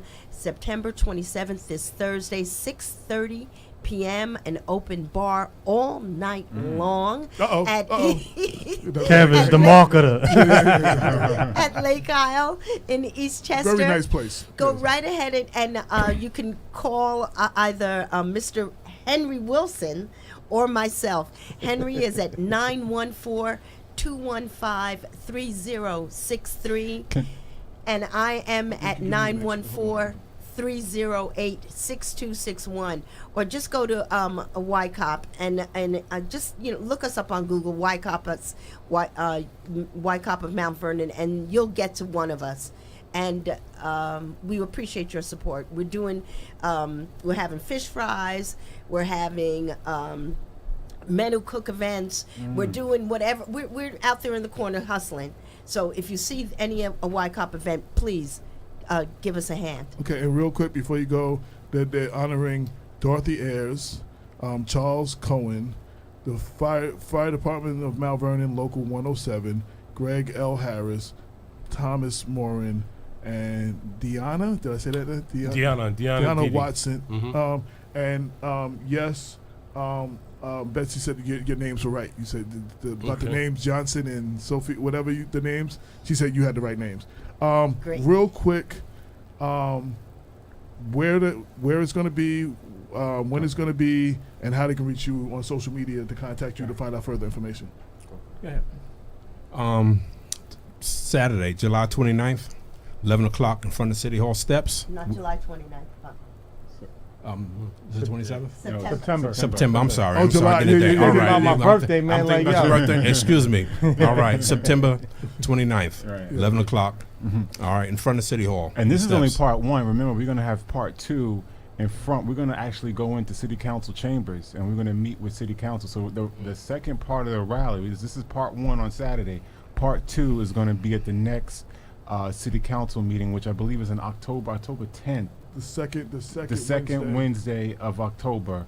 We're going to be at the city council meeting, directly talking to the city council members, and hopefully the mayor will be there, and so that they could see and meet with some of the victims' families. October as well. 10th. Well, my suggestion is deal with the city council first, and then deal with the mayor as a separate interview. Yeah. Don't bring them two together for that Definitely. thing. Yeah. Address the city council so you have their full undivided attention, Right. and then set up an appointment with the mayor's office and his administration. You know what I'm saying? And then have a That's a separate good idea. meeting with them, Right. and have separate conversations. And then if it's possible to bring them together, that you do. But you'll be more effective to give both entities separate, undivided attention, so Right. there's no political back and forth and finger pointing. You know what I'm saying? You don't want to hear finger pointing. Right. This is what We we want need. action. This is what can you do? Right. You know what I'm saying? I don't want to hear about what they're not doing. What can you do, and what are you willing to do? And that's Exactly. how you have to address them. Amen. Bob, last words? That's how we will. Well, one, I just wanted to thank everyone for joining us today. Thank you for having me. And to acknowledge, and here I want to say especially a word about Brother Ayers, because Brother Ayers was one of those figures Yes, he was. during Mm-hmm. when I was experiencing trouble in Mount Vernon during that whole crack era, who was a real strong stand-up figure who reminded us that there was a higher purpose that we could had to aspire for and we could achieve. And I really do say that with all sincerity. He was a reminder. And I want to say that all of y'all are carrying on that tradition, especially you, Mr. Wilson.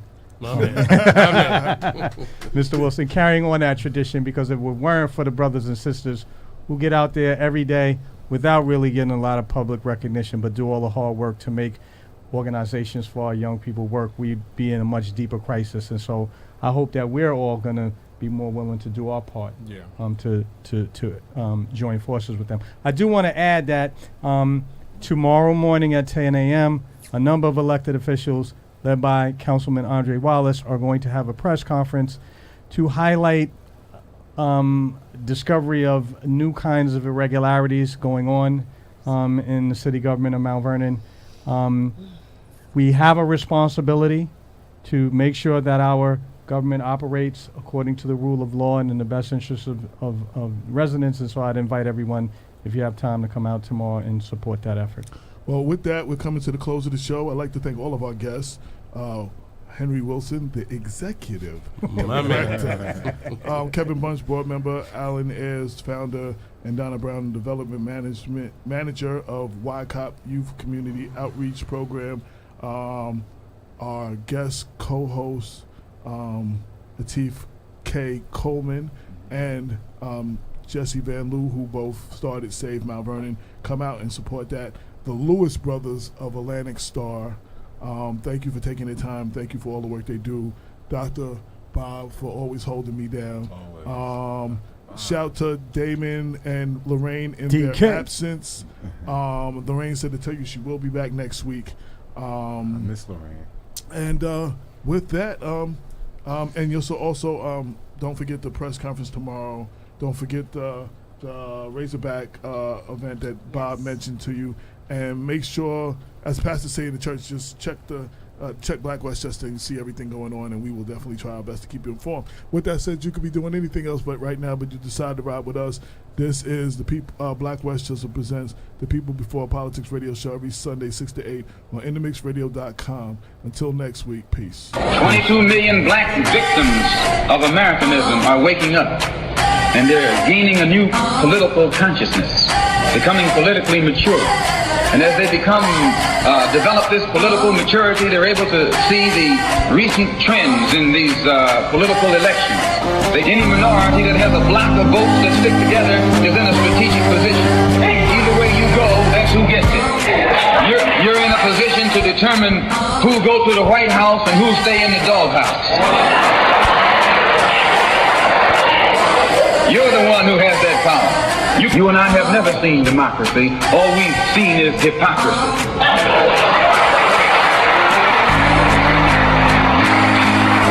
When we open our eyes today and look around America, we see America not through the eyes of someone who has enjoyed the fruits of Americanism. We see America through the eyes of someone who has been the victim of Americanism. We don't see any American dream. We've experienced only the American nightmare. We haven't benefited from America's democracy. We've only suffered from America's hypocrisy. And the generation that's coming up now can see it and are not afraid to say it. And are not afraid to say it. And are not afraid to say it. And are not afraid to say it. And are not afraid to say it. And are not afraid to say it. And are not afraid to say it. And are not afraid to say it. And are not afraid to say it. And are not afraid to say it.